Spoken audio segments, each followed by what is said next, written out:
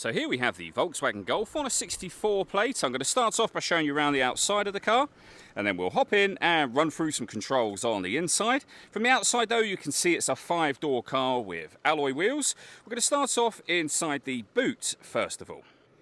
As we approach the back of the car, you can see we have reversing sensors, plenty of boot space as well, along with that 60/40 split folding rear seat should you wish to increase this space even further. Okay, so we're just going to work our way back around to the front of the car, and then we'll hop in and run through some controls on the inside of it from there.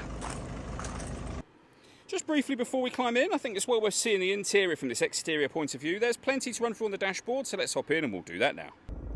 Okay, now that we're inside the car, we're going to start with the dials. On the left-hand side, we have the rev counter and coolant temperature gauge, and on the right-hand side, the speedometer and fuel gauge. In the middle, you can see the total miles for the car. They are 85,343.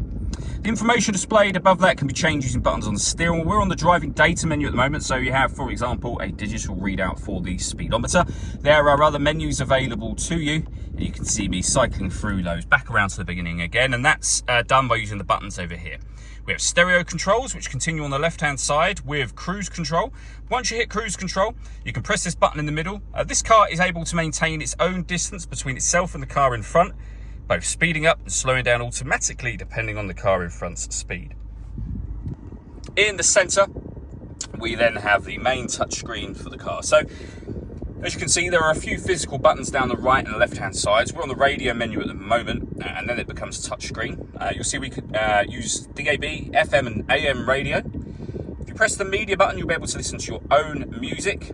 There's a few ways of doing that, and they include Bluetooth audio. So once you've paired your phone, you can make and receive phone calls and stream your music wirelessly as well.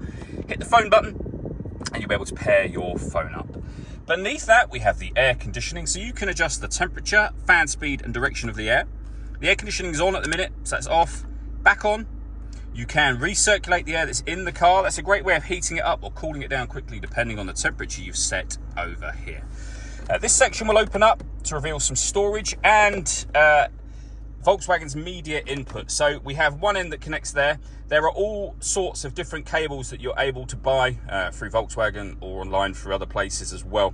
And they have different connectors. So you can have USB, for example. As you can see, this one is an iPhone Lightning cable, and that will enable you to connect up whatever device you want to in there.